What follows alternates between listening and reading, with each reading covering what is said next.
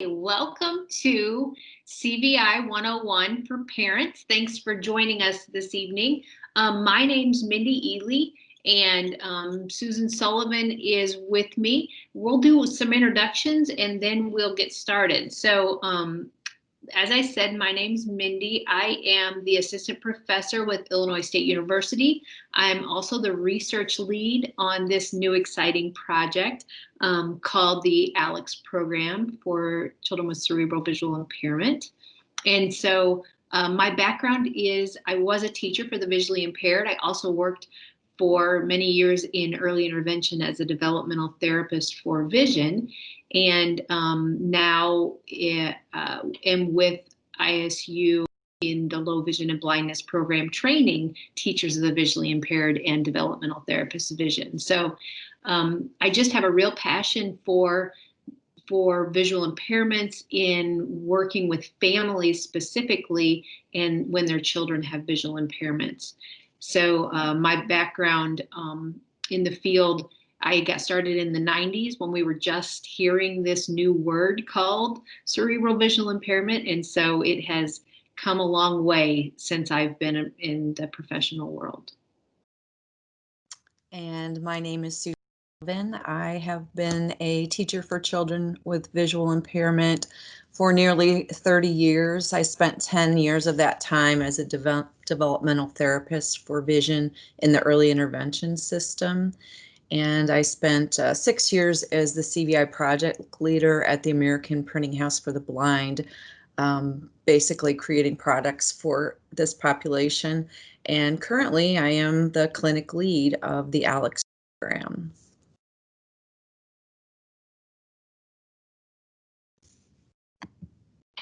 So I want to thank you again for joining us for the Parent Learning Webinar, courtesy of Easter Seals Central Illinois ALEX program for cerebral visual impairment. The ALEX program is named after a young man with CVI whose family has fought for years to raise awareness, education, and multidisciplinary support for this population. This first webinar is intended to be an introduction to cerebral visual impairment, aimed at families and caregivers who do not have a great deal of experience with this diagnosis. It is the first in a sequential series intending to increase understanding of this very complex diagnosis. So stay tuned. At the end of tonight, we will ask you to complete a survey which will guide us as we create the next learning webinars. We also welcome you to put questions in the chat if you have them. We will not be able to answer them tonight, but it will help us know what your questions are so that we can address them in the future. So let's start off just by talking a little bit about CVI and the visual system. You know, when we think of vision and how we get that information, there's really two different components to the visual system. So the eyeball itself captures light rays, takes that information back to the brain. When there is difficulty within the eyeball, with the retina, or with that optic nerve, we consider that to be an ocular visual impairment. That information is taken back to the brain, and within the brain, there are many, many parts of the brain that help us to understand and perceive an image and take action on that image. And so that part of it is the neurological part, and so we consider that a neurological visual impairment, and specifically we're going to be talking about cerebral visual impairment. So just pointing out that there's an ocular side to the visual system and a neurologic side to the visual system. The two pieces have to work together in order to produce a nice image, and there can be impairment in one of those or both of those. So just because a child has cerebral visual impairment doesn't mean that they can't also have something with the ocular system itself. So just pointing out that we talk about an ocular visual impairment or we talk about a neurologic visual impairment.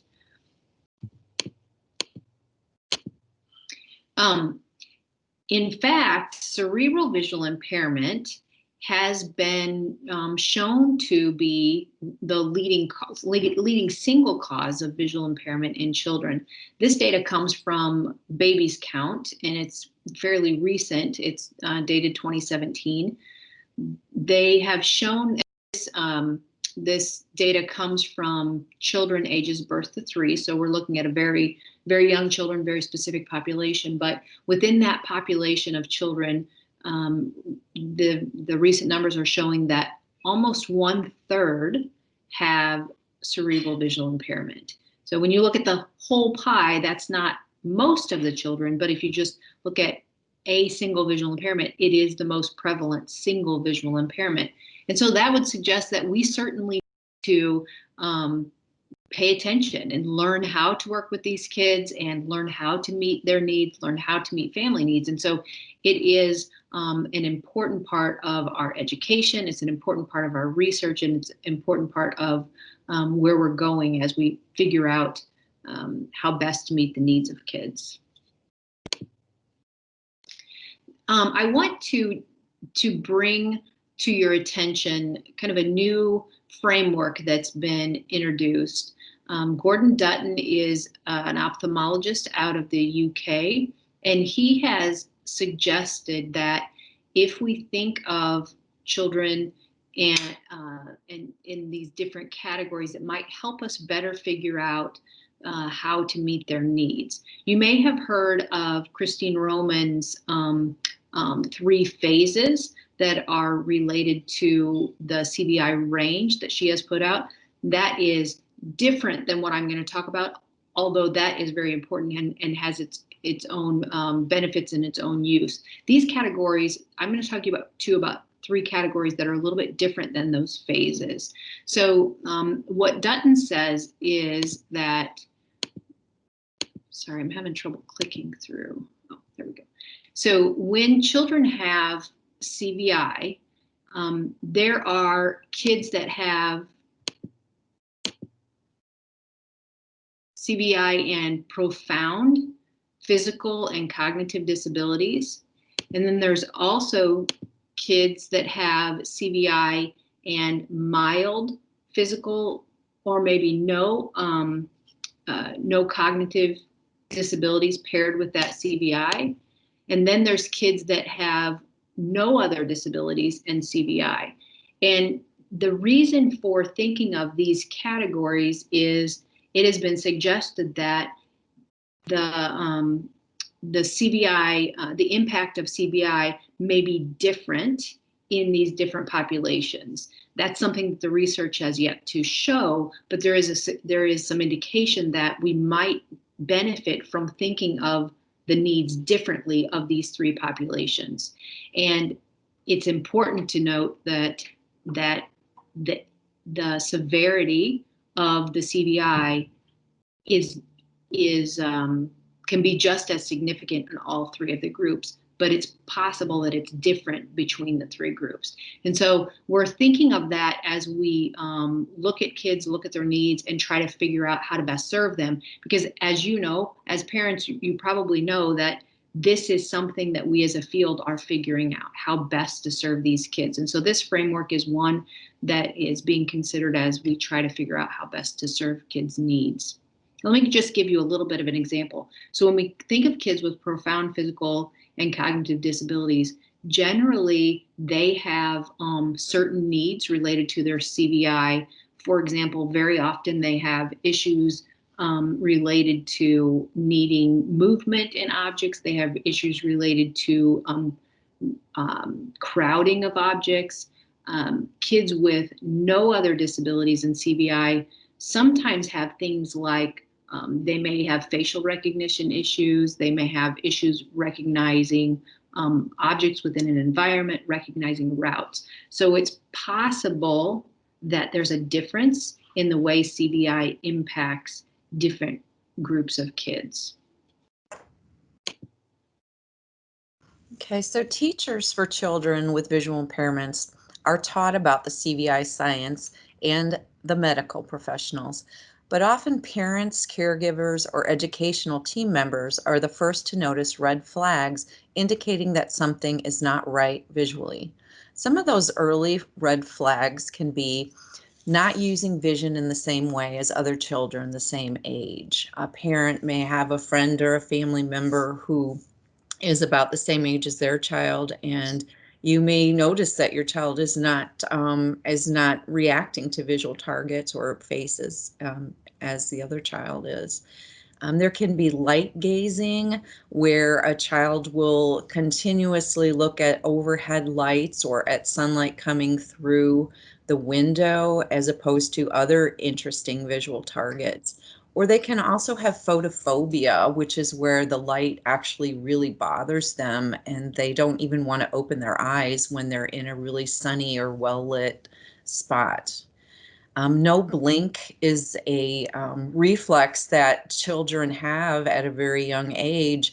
And that's one of the first things that parents will say is, my child is not blinking. You know, that basically means that they are not processing what is coming towards them quickly enough to close their eyes in response to that threat.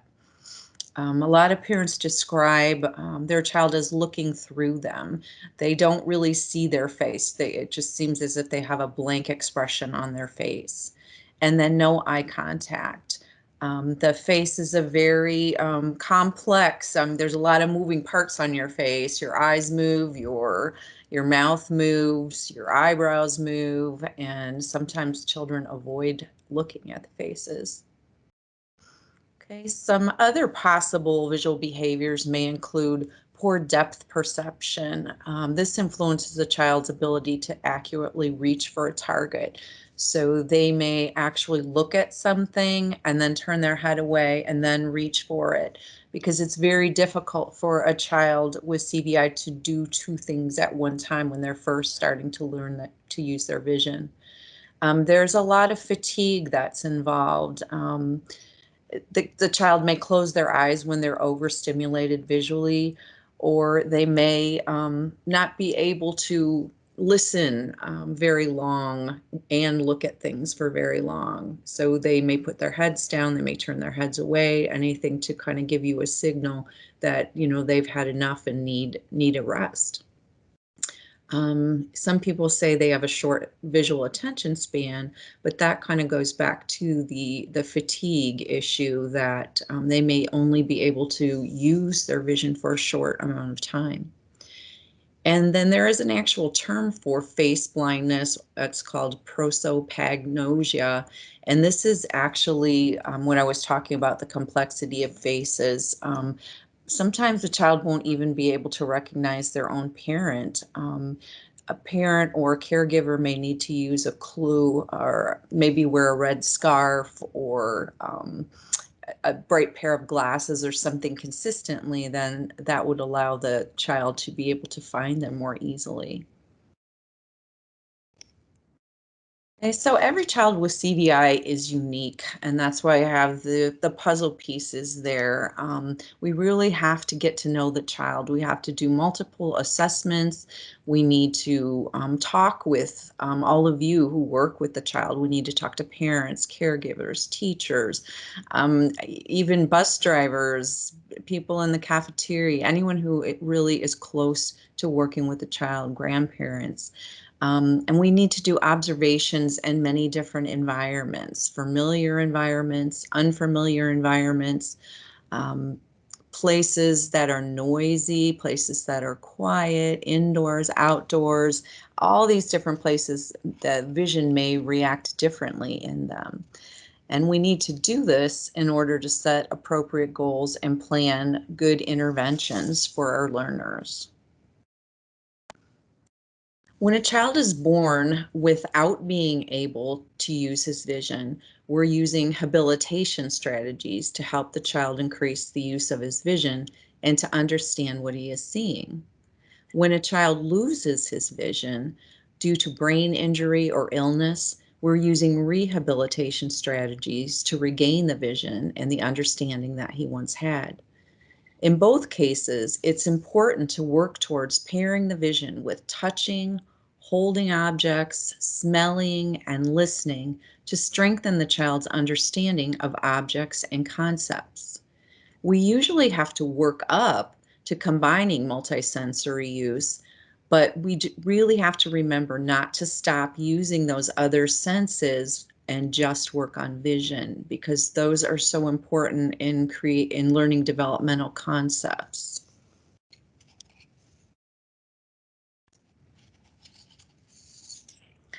So whether you are working to habilitate or rehabilitate, you want to consider the environments, the places that you're spending time in. I like to think about how environments affect me visually. I have trouble reading a menu in a restaurant if it has poor lighting, small print, or bad contrast. I need to use a flashlight or put on my readers so that I can be able to accommodate for that. Other sensory times I think about, or if you're driving in a car and maybe you're getting to a big city and you have the radio on, and I always turn the radio down when I'm trying to focus more on driving. When I'm sleepy, I sometimes will pop in a Jolly Rancher, my fave, to wake me up a little bit, because that sour taste is kind of stimulates you and will perk you up. So we all accommodate for ourselves in our environment. So right now I'm going to kind of share how we have to think about our children's environments. The first environments are the physical environments. I talked about lighting for myself. Well, our kids, we talked about either too bright or not bright enough. And so we have to be cognizant of that and aware of what their preference is and what's going to work best for them when doing an activity. We think about the work surface. If your child is in a wheelchair or at a high chair, and you have a very busy platform down on that tray, you may need to cover that with some a black towel or some black paper or something before you present a toy on there. And then positioning the child and the materials, making sure that they're not looking towards a window in the bathtub when you want them to reach and play for their toys. Um, then we want to look at the physical materials. We talked a little bit about complexity, but the complexity of the object too. You might have a set of balls, and your child is always reaching for the solid red ball, is not reaching towards the one that has two colors on it or three colors even. And that's because it's easier for them to understand something that is a solid color. It has the formation. It's not separated by two different colors, which actually makes kids think that there's two different objects sometimes. The complexity of array. What I mean by that is a child may not be able to see more than one thing at a time. You might need to have to put a black towel or a black background behind some toys and present one toy at a time. If the child can reach for that one, then you can, add another one and see if they're able to look at both of them or shift gaze between one and the other one. And then contrast, that's kind of what I was talking about in the restaurant too, with the print. If you have a really light print on a light background, it's more difficult to see than if you have a yellow print on a black background. And so when we think about contrast, putting a red ball in front of the black, or even a red ball in front of a white background, kind of testing to see what works best with your child. And then the sensory environment. Auditory is a big thing. A lot of times you have at home, if you have the television on or you have, a group of people talking, you may expect for your child's vision not to be used as easily, because they're dealing with listening and looking at the same time. I put positioning there because it's important for your child to be in a comfortable position when they're trying to use their eyes. If it's difficult for them to lift their head up, they need to have some support for their head, so they're not focusing on that, focusing on the physical motor skills. If they don't have to think about it, then they can work on using their vision to look. State of alertness, I talked about the Jolly Rancher. If you're getting tired, there's different things that we can do to raise alertness. A cool cloth on the feet or on the forehead can often wake a child up if they're ready, to be doing some work. Or calming scents, sometimes like lavender and things like that, can actually lower if the alertness level if your child is upset or not wanting to participate in something. And then to make sure you have visual access, knowing what visual field your child prefers. Is it the left, the right? Is it the upper field, the lower field? Just making sure that you present things. And that's something that therapists will work with you or vision teachers through observation. But a lot of times families are the ones who will tell us that, they will reach towards their spoon or open their mouth when they see the spoon coming from their left side. So that gives us the understanding that, okay, they're seeing things more easily that in that place. And then the olfactory, which is smelling. Sometimes kids have a real issue with smelling strong scents. It could be perfume, it could be cookies, baking in the kitchen. So just to be aware of that. And that can actually affect their appetite and their feeding as well if they are having a smell that is overwhelming to them. And finally, relationships with people. And what I mean by that is proximity to start with. Some kids have a real issue with someone being too close in their space. And so you kind of have to read their clues on that. Are they comfortable with me being that close, or do I need to sit back a little bit and give them some room?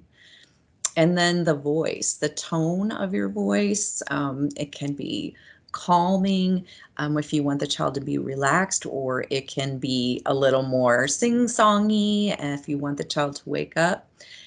And the volume, some kids might want you to be talking a little quieter, and some might want you to talk louder, for some more stimulation.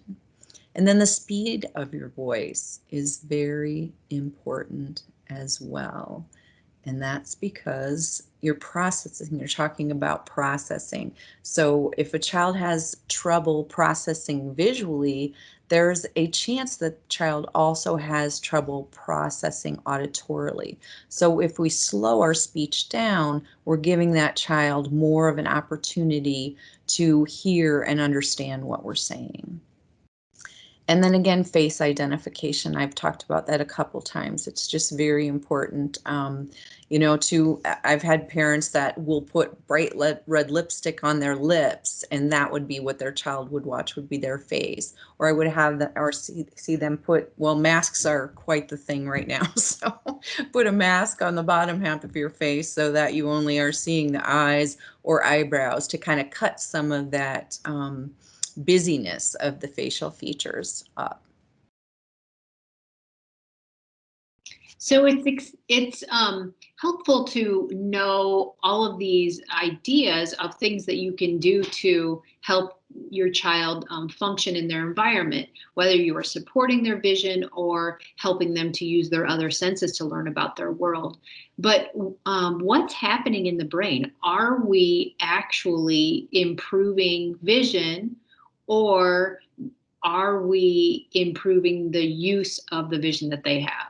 And that, I'm splitting hairs here, but neuroplasticity is the real question. It seems to be supported in the research, and we really believe that if we provide an environment that is considered an enriched environment, and those were all just mentioned, if we think about the visual environment, but we also think about the auditory environment, we think about the physical environment. As we consider all of those things and really support vision, it seems that we are making a difference in the way that child uses their vision, and perhaps actually making some difference as far as the wiring within the brain.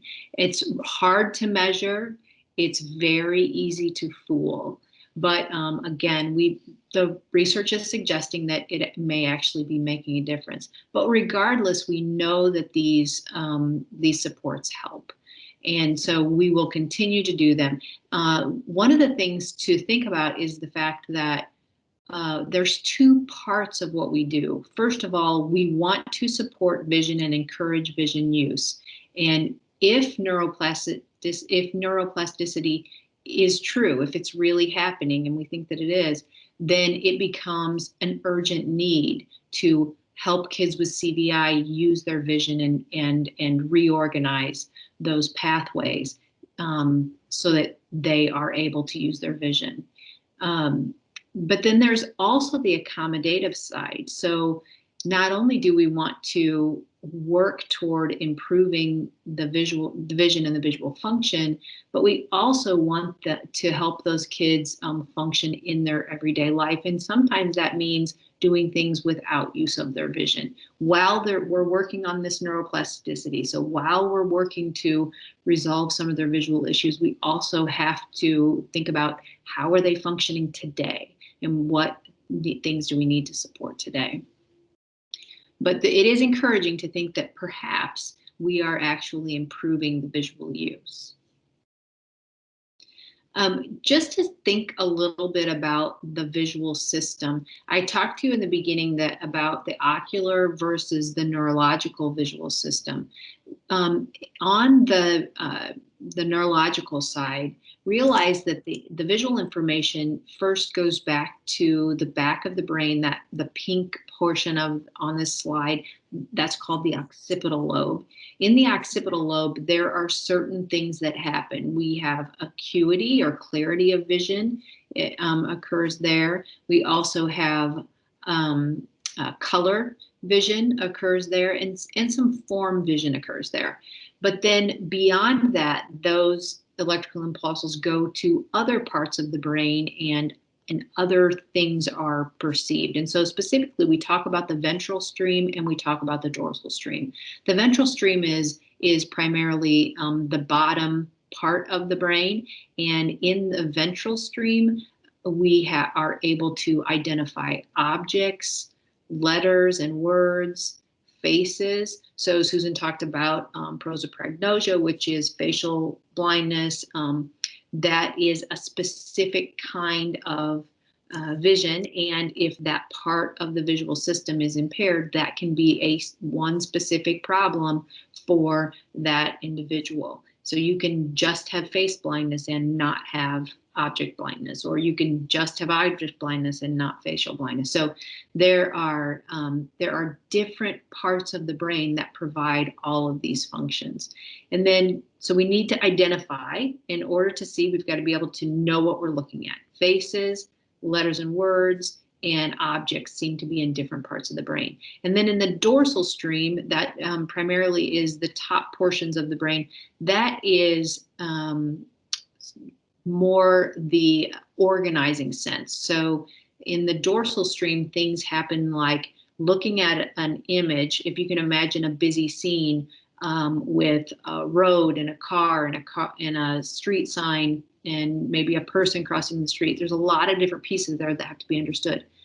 The part of our brain that puts all of that together into one scene that is understood is more in that yellow part of the brain. So that's in the part of the dorsal stream.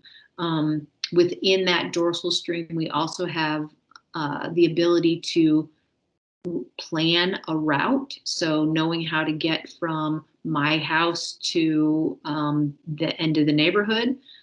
We also have finding things within your environment. So knowing that if I put the fork in the drawer in my kitchen, then I can close that drawer, spin around in a circle, look back, and I know which drawer that I put that fork in. So that's that understanding of spatial placement of things in the environment and the memory of that spatial placement. So imagine that all of these different components of vision, and that's just a brief overview of some of the functions of vision. There's so many pieces to our vision, but you can have impairments in different areas, and it can impact the way that we see differently. And so when we are trying to understand, when we're trying to assess a child and understand how they're using their vision, we have to look at all these little pieces of vision and figure out where are they having difficulties and where do they have strengths in their vision. So you can imagine that the functional vision assessment is a very important piece of learning how to support vision, and then also how to habilitate or rehabilitate that vision. Oh, shoot.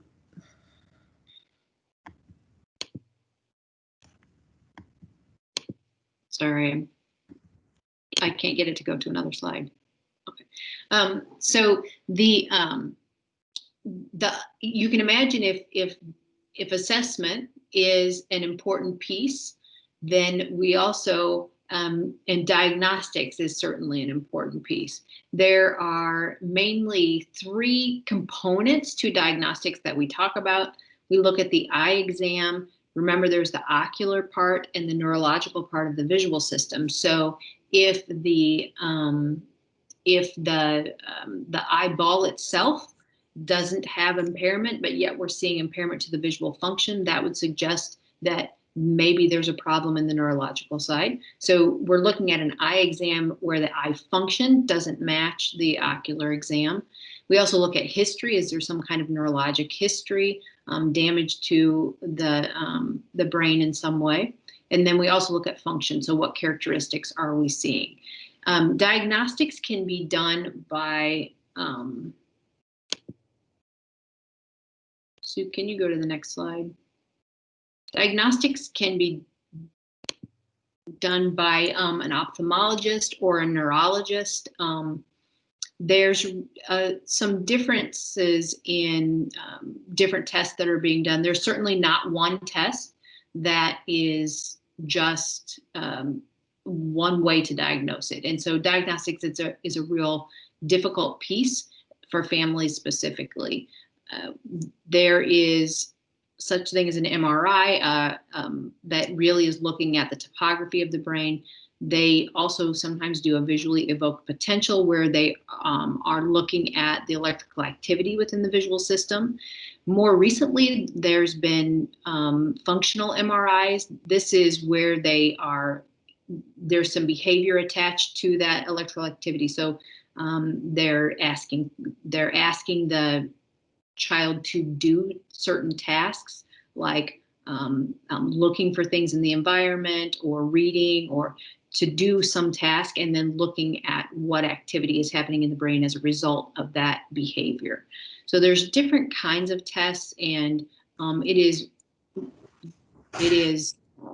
all gives part of the picture as far as diagnostics go.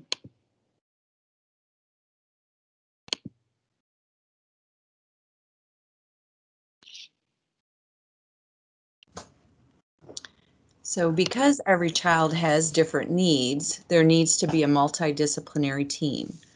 The ALEX program for cerebral visual impairment was established in 2020 thanks to the tireless efforts of Alex's family and care team. The ALEX program will bring together some of the nation's foremost experts in CVI to provide access to experts closer to home, to increase awareness of CVI amongst professionals, and to provide resources for those working alongside those impacted by CVI.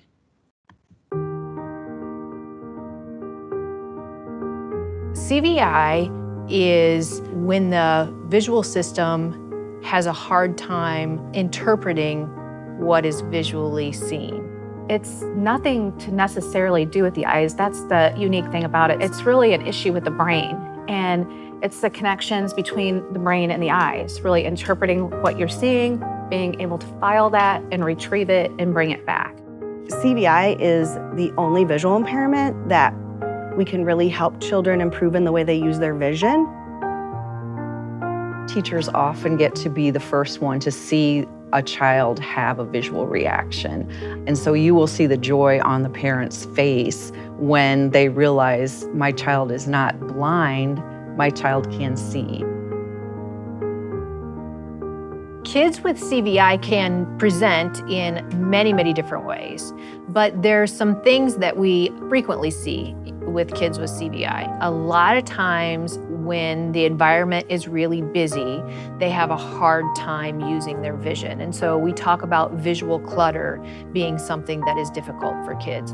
An interdisciplinary team approach to the evaluation, treatment, and support of children with CVI, it is absolutely necessary. In order for children with CVI to have the best outcomes, they need to have consistent strategies and supports across all settings and environments. Because their brain is trying to figure out what they are seeing. If you show them one object on a plain background, so you've reduced clutter, and just wait, just give them a minute, their brain is doing some work to try to figure out what it is that they're seeing. There's no one set treatment protocol. It's really important to have that individualized, multidisciplinary assessment to identify what is that child's individual needs and where are their skills at, and the best way to provide the care to them so they have the best outcomes. Each child that you work with CVI is completely different. I always look at them as being a puzzle box, and you have to find the right keys to unlock the puzzle that can allow that child to learn. Just gives you a great sense of accomplishment when you see that child making progress. If there's one thing that I could tell someone is not to ignore it. If you feel very strongly that something is there and somebody's telling you it's not, maybe they're not the right provider. We need to find the next one. Can you imagine as a parent or a grandparent or an aunt or an uncle that you walk into a room and the child that you love so much doesn't recognize you or isn't aware that you're there? And then all of a sudden through, rehabilitative strategies, educational strategies, that child has now learned how to use their vision. And you walk into the room and you get to experience seeing that child look at their parent for the first time or recognize their parent in a photo album. There is just nothing more powerful than the human connection.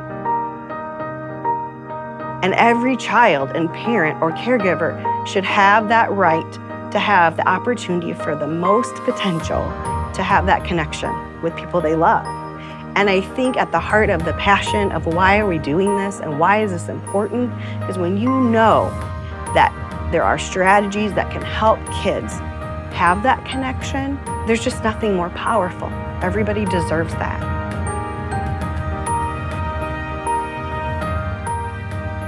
There's never a better time to do that, right, than right now, as soon as we know that there's a need. We're, maybe starting small, but we're starting, and it's going to be exciting to watch. It's time to make the bigger impact. Beyond just what happens in the walls of Easter Seals, it's time to make the impact for the entire community.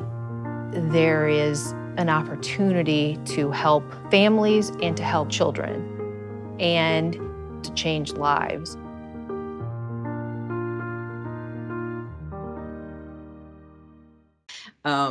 You can find more information also about the ALEX program at Central Illinois Easter Seals website under our programs. You'll be able to watch Alex's story as well as other children with CVI and find resources and read about our team.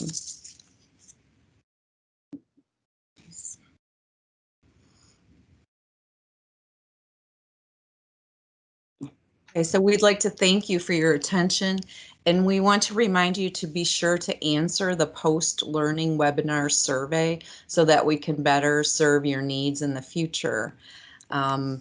We'd like to thank you again for coming, and we hope to continue to work with you as we move forward. So we hope you have a good night, and thanks for your attention.